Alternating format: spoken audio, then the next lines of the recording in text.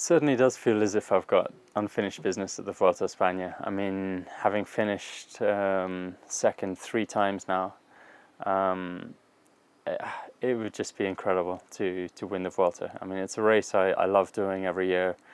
Amazing crowds, amazing rivalry between the riders. It's a relentless race. I mean, the course is always a lot more mountainous than the Tour de France. The conditions are tougher. Being mid-August in Spain, it's quite common to have temperatures up in the mid-40s. It's brutal. It's absolutely brutal. But and to win something like that, it feels as if you're taking on an even bigger challenge. It's certainly not easy to go straight on from the Tour and to shift the mindset to suddenly getting ready for another Grand Tour, another 3-week race, just a few weeks after the Tour de France. And I think this year in particular, it's been extremely hard given the pressure in those last few days of the Tour. I think it was only natural to get to Paris and just to really just let go a little bit and to switch off after such an intense period. So it's been quite hard to refocus again, but certainly coming up to altitude with my teammates and a group of us who are going to be focused on being at our best for the Vuelta.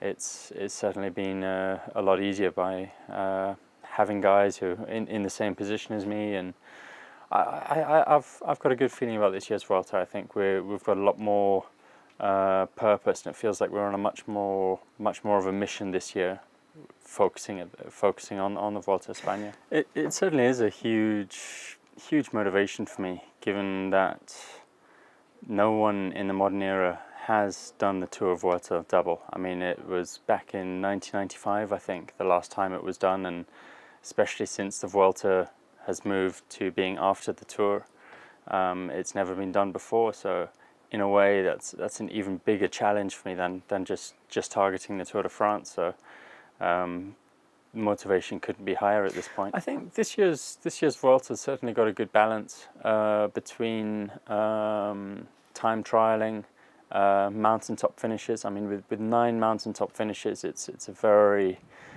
it's heavily weighted for the climbers. But then, having said that, with a individual time trial of over 40 kilometers, there could be minutes won or lost there as well. So it's a great balance between the pure climbers and the rulers who can also time trial. So I think it's going to be a really exciting race and a well-balanced race. I think one thing that really sets the Vuelta apart from other races is that, given where it is in the season, after the Giro, after the Tour, towards the tail end of the season, you've got this mixture of riders who, some riders have targeted the Vuelta specifically and they're in fantastic shape. Other riders are coming off a big season of racing already and potentially just hanging on to whatever condition they've got in the race. And people who possibly have missed their goals earlier in the season, and the Vuelta is a chance to salvage what's been a tough year for them. So typically it makes it a very aggressive race, a very punchy style of racing, and always makes for great viewing for the fans.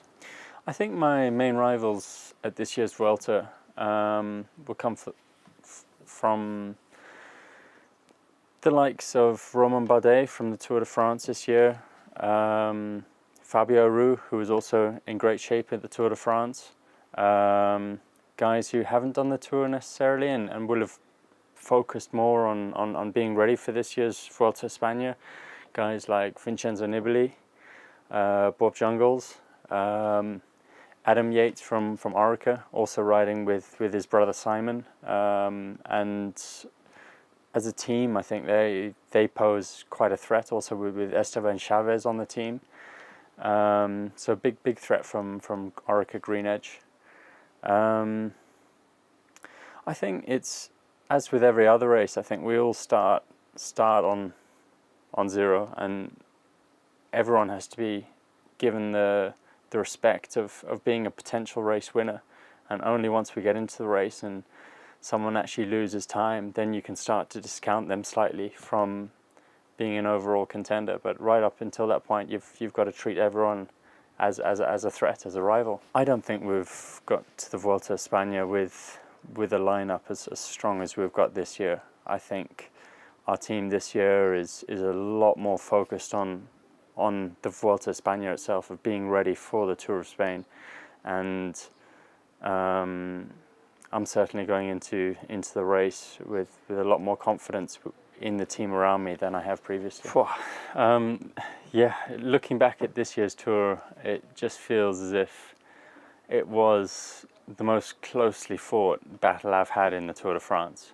And for me, it's always going to be remembered as that right up until stage 20, after the finish line in Marseille, in the stadium there.